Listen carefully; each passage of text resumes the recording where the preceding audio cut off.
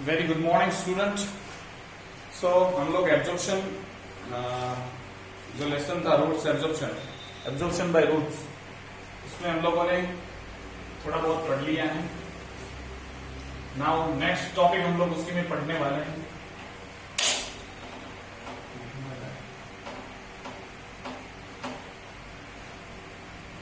Right, so here will कुछ concept यहाँ पे हैं, उनके बारे में हम लोग पढ़ेंगे। तो लास्ट में हम लोगों ने कुछ एक्सपेरिमेंट के बारे में पढ़ा था जिनसे ऑस्मोसिस के बारे में पता चला था। राइट, उसके बाद हम लोग ऑस्मोटिक प्रेशर के बारे में पढ़ेंगे। ऑस्मोटिक प्रेशर भी आई थिंक सो मैंने आपको समझा दिया था, रिवर्स ऑस्मोसिस का प्रोसेस। राइट, तो सेम थिंग यहाँ पे ऑस्मोटिक प्रेशर है। ठीक है, तो हम लोग नेक्स्ट टॉपिक जो है वो है ऑस्मोटिक प्रेशर।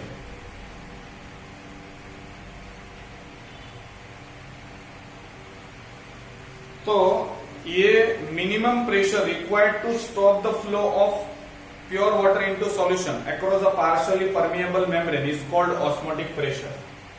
मैंने ये समझाया था आपको ये कि फॉर एग्जांपल ये सेमी परमिएबल मेम्ब्रेन है सेलोफेन, यहां पे दोनों में पानी भरा हुआ है। ठीक है, तो मुझे पता है नॉर्मल दोनों में सेम पानी है, तो क्या होगा 10 मॉलिक्यूल यहां से यहां जाएंगे, 10 मॉलिक्यूल यहां से यहां आएंगे, वाटर मॉलिक्यूल। राइट, अब इस साइड मैंने सॉल्ट डाला, अब ये सॉल्टी वाटर है, या चलो इस साइड डाल देंगे क्योंकि वहां पे जगह कम है। यहां पे मैंने सॉल्ट डाला, बहुत सॉल्ट डाला तो क्या हुआ, कंसंट्रेशन ऑफ वाटर कम हो गया। अब हायर कंसंट्रेशन कहां पे, यहां पे, तो जो भी नेट मूवमेंट होगा वो किस तरफ होगा, यहां पे। अब उस मूवमेंट की वजह से फॉर एग्जांपल यहां तक पानी भरा हुआ है दोनों में, तो यहां से पानी आएगा इस साइड, किस अपने फोर्स के साथ। अब इसका लेवल बढ़ने ही वाला है, लेकिन मैंने यहां पे एक पिस्टन लगा दिया है। ठीक है, और मैं यहां से प्रेशर अप्लाई कर रहा हूं ताकि ये यहां पे इनवर्ट जो फ्लो है वाटर का वो रुक जाए।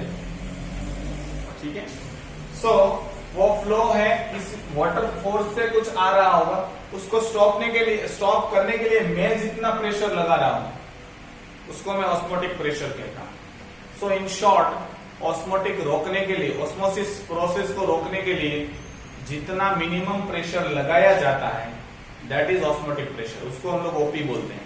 ठीक है, ओपी मतलब ऑस्मोटिक प्रेशर।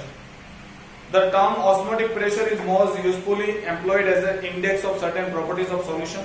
ये सॉल्यूशन में ज्यादातर इनका इस्तेमाल होता है rather than as a designation for the actual pressure. तो ये हम लोग सॉल्यूशन केमिस्ट्री में, आप 11-12 साइंस में केमिस्ट्री में सॉल्यूशन की प्रॉपर्टीज में ऑस्मोसिस वापस पढ़ोगे। ठीक है, now it is a rating of maximum potential pressure which can be developed in a solution as a result of osmosis। ये क्या है, ये प्रेशर जो डेवलप हुआ है due to the separation of the solution. अगर आप बहुत ज्यादा नमक डाल देते हो एकदम जबरदस्त, तो इतना तो आपको उस प्रेशर को रोकना बहुत ज्यादा प्रेशर लगाना पड़ेगा।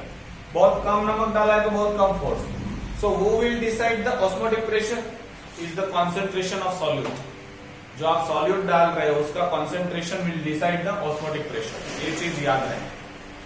सो osmotic pressure is equal to the pressure required to neutralise the osmosis.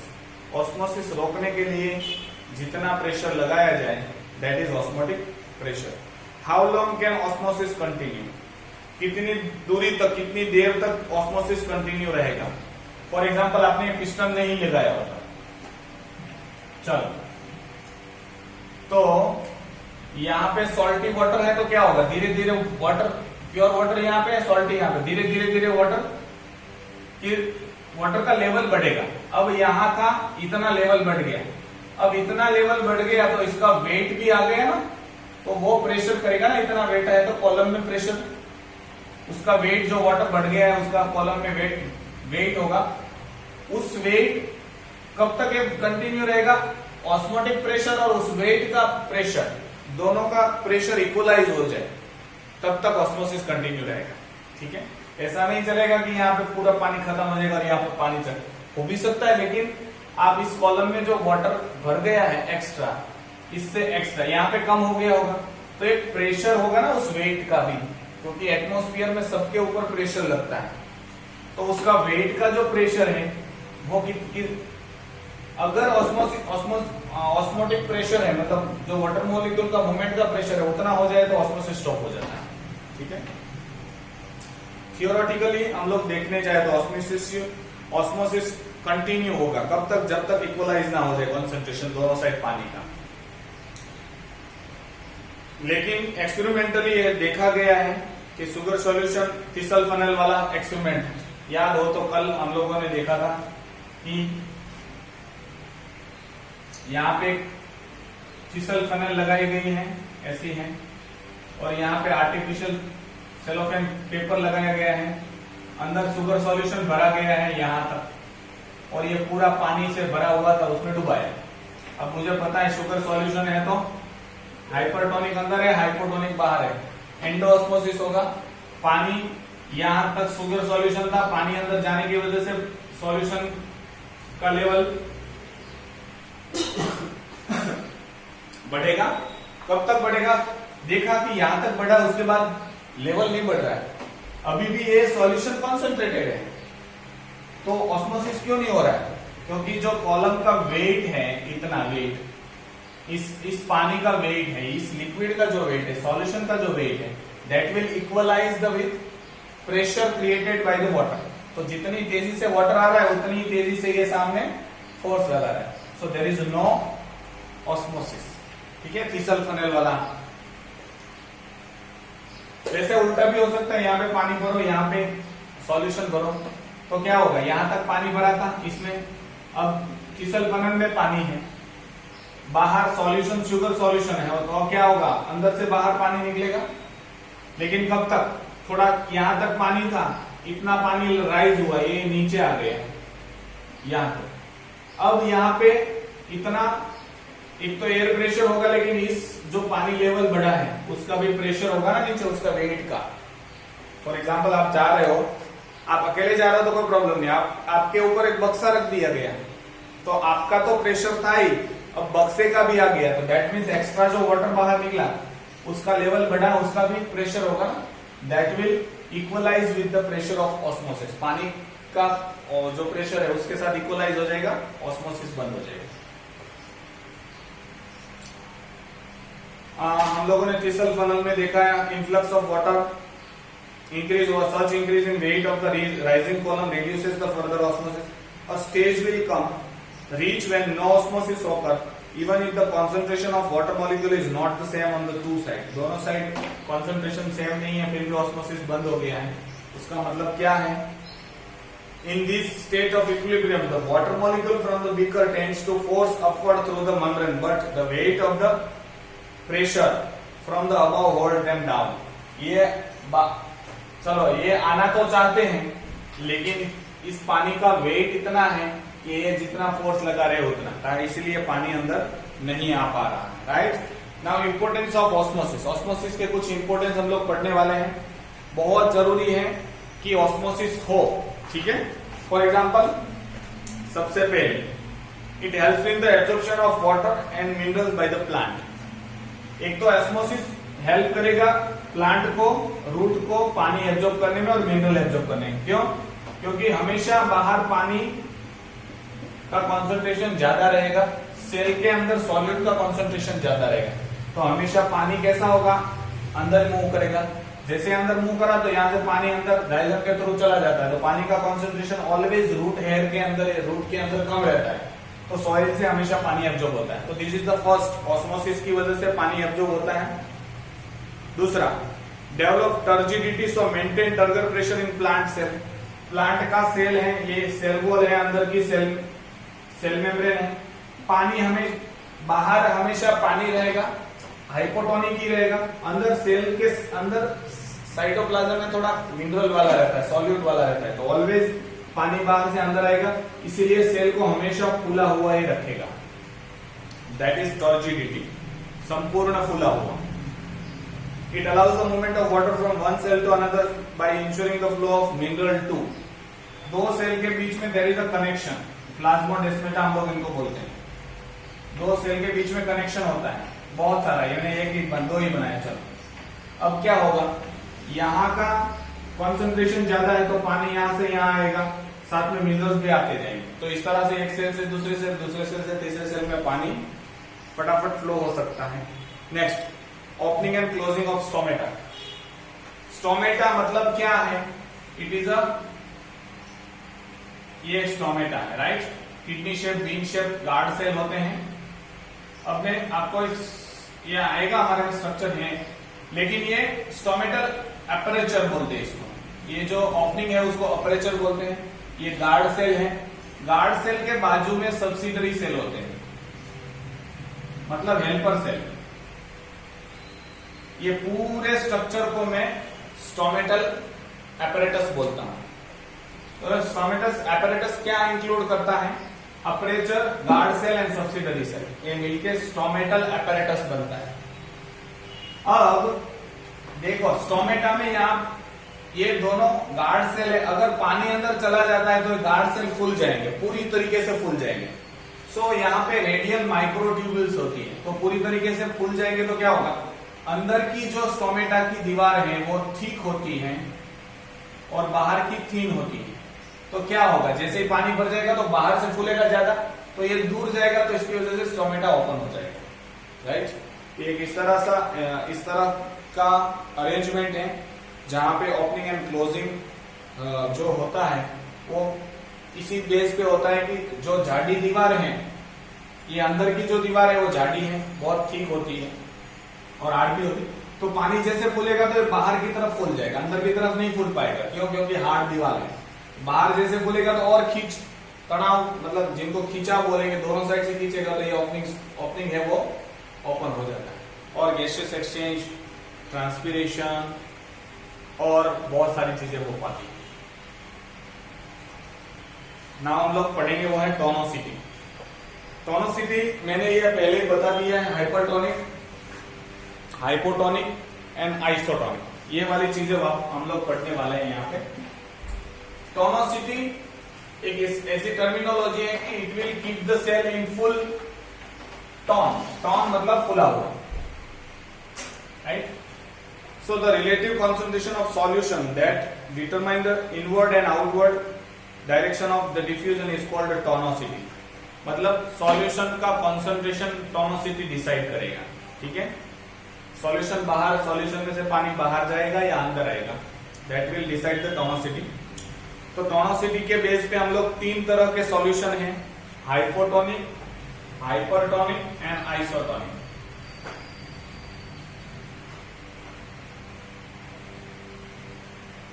अब ये हाइपोटोनिक है, सॉरी पहला तो आइसोटोनिक आपकी बुक में लिखा है. आइसोटोनिक मतलब concentration of solution and concentration of cell cell, मतलब सेल के साइटोप्लाज्म, इसके बीच में ये पानी में भरा हुआ है, ठीक है, दसा हुआ है सेल. ये सेल है, न्यूक्लियस, न्यूक्लियस ध्यान रखो, कुछ होगा ऐसा, बहुत सारे ऑर्गेनेल. अब अंदर का कॉन्सेंट्रेशन और बाहर का कॉन्सेंट्रेशन है, तो 10 मॉलिक्यूल अंदर जाएंगे, 10 मॉलिक्यूल बाहर निकलेंगे, नेट मूवमेंट 0. तो आइसोटोनिक सॉल्यूशन मतलब, पहले हाइपोटोनिक का एक्सप्लेनेशन हाइपोटोनिक का दिया है. चलो हाइपरटोनिक दिया है, पिक्चर अलग अलग दिया है.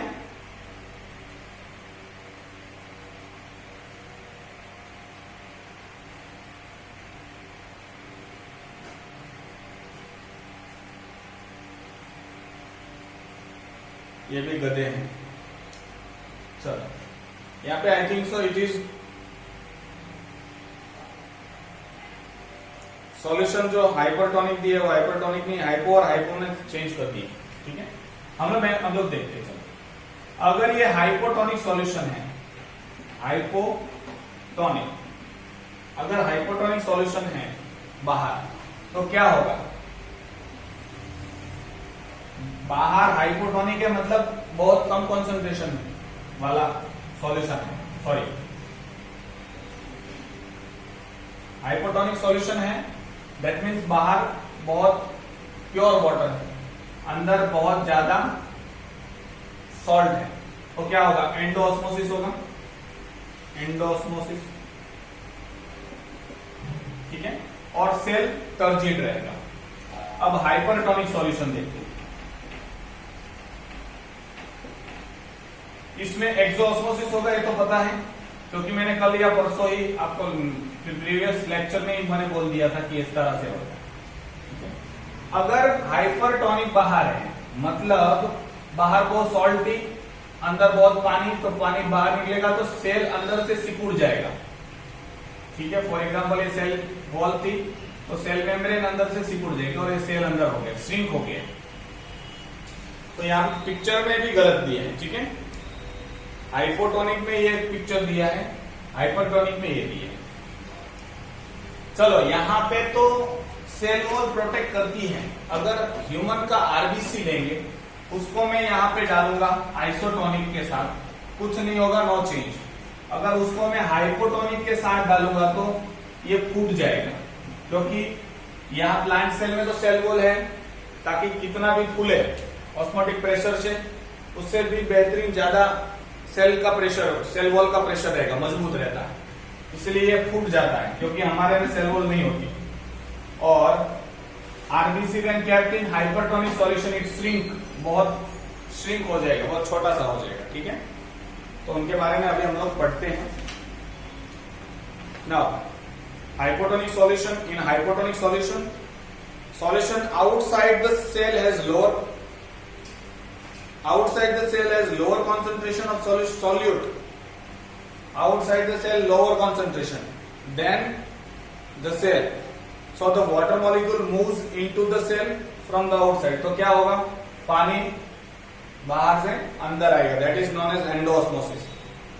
एग्जाम्पल दिया डिस्टिल वाटर में, अगर human blood plasma, the cell slightly enlarged and sometimes burst in this condition। अगर डिस्टिल वाटर में अगर हमारा आरबीसी डाल देंगे तो फूल तो जाता ही, कभी कभार आरबीसी टूट जाता है, क्योंकि बाहर दीवार नहीं है, प्रेशर बढ़ जाता है। Isotonic solution, in isotonic solution the relative concentration of water molecules and the solute in both the sides of the cell membrane is same. दोनों तरह पानी और सॉल्यूट का कॉन्सेंट्रेशन सेम है, सो नो मूवमेंट, मतलब नो नेट मूवमेंट। नेक्स्ट जो है वो है hypertonic. Outside the cell the concentration of solute is much more in as compare to inside the cell, cell के अंदर की कंपैरिजन में, right. This is called the exosmosis, इसको हम लोग एक्सोस्मोसिस कहेंगे, और सेल है वो श्रिंक हो जाएगा अपनी साइज से। इसी को प्लाज्मोलाइसिस बोलते हैं। प्लाज्मोलाइसिस मतलब exclusion of all the protoplast from the cell membrane. Cell membrane के अंदर जो साइटोप्लाज्म था वो सारा बाहर निकल जाना, that is known as plasmolysis, ठीक है। Next is active transport. ये सीधा एक्टिव ट्रांसपोर्ट डाल दिया है उन्होंने। चलो, there are certain transportation system. ये ऑस्मोसिस हम लोगों ने देखा, डिफ्यूजन हम लोगों ने देखा। ये दोनों पैसिव थे। पैसिव मतलब there is no use of any energy, energy का इसमें इस्तेमाल नहीं होगा, नो एटीपी यूज, ये पैसिव था, ठीक है। तो पैसिव एब्जॉर्प्शन में there is no energy utilise, energy utilise नहीं होगी। अब एक्टिव कुछ ट्रांसपोर्ट ऐसे हैं कि जो एक्टिवली करने पड़ेंगे। प्लांट को पता है कि जिंदा रहना है तो एक्टिवली ट्रांसपोर्टेशन जरूरी है, राइट। तो नेक्स्ट इज एक्टिव ट्रांसपोर्ट। यहां